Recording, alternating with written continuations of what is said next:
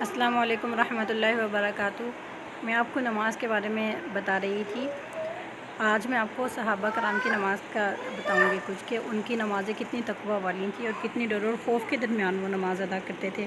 حضرت ابو طلحہ رضی اللہ تعالیٰ عنہ کے بارے میں آتا ہے کہ ایک مرتبہ اپنے باغ میں نماز پڑھ رہے تھے، ایک پرندہ آیا۔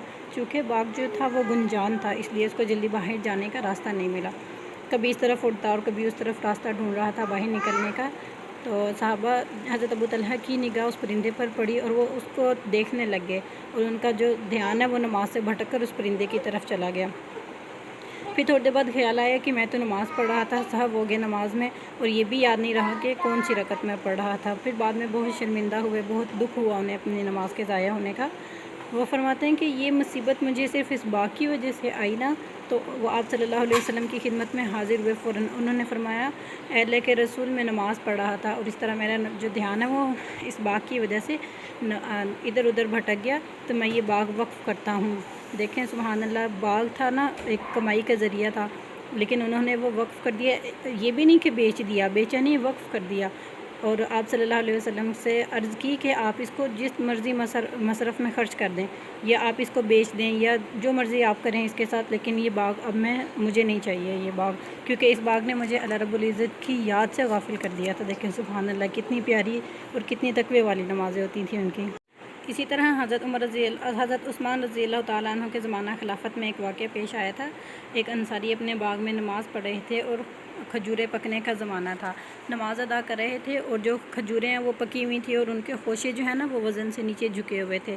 نماز پڑھ رہے تھے اور نماز میں جو دھیان ہے نا وہ ان خوشوں کی طرف چلا گیا، اور بڑے پیارے لگ رہے تھے کہ میرا باغ جو ہے وہ پھل لے آیا ہے، اور خوشے پک گئے ہیں اور جھک گئی ہیں ٹہنیاں، اب فصل کاٹنے کا وقت آ گیا۔ حالانکہ نماز میں تھے، لیکن نماز پڑھتے پڑھتے دھیان ادھر ادھر بھٹک گیا۔ پھر جب انہیں خیال آیا کہ میں تو نماز میں تھا، سہو ہو گیا، انہیں بھی حضرت عمر رضی اللہ تعالیٰ عنہ کے پاس آئے، اور انہوں نے حضرت عثمان رضی اللہ تعالیٰ عنہ کے پاس آئے اور عرض کی کہ یہ جو باغ ہے اس نے مجھے اللہ کی یاد سے میرا دھیان ہٹا دیا تھا، اس لیے میں اس باغ کو وقف کرتا ہوں۔ انہوں نے بھی بیچا نہیں تھا، انہوں نے اپنا جو باغ تھا نا وہ وقف کر دیا تھا کہ آپ جو مرضی کریں، اس کو بیچ دیں، چاہے اس کو رکھیں، چاہے آپ مسلمانوں کے کام میں لے آئیں، اب میں یہ باغ نہیں رکھوں گا۔ سبحان اللہ، انہوں نے اپنی بڑی بڑی چیزیں جو ہیں وہ قربان کر دیں، صرف اس لیے کہ اللہ کی یاد سے انہیں غافل کر دیا تھا، ان کا دھیان ہٹا دیا تھا۔ اور اگر ہم اپنی نمازوں کا آج موازنہ کریں تو ہماری نمازیں تو ایک ذرے کو بھی نہیں پہنچتی ہیں۔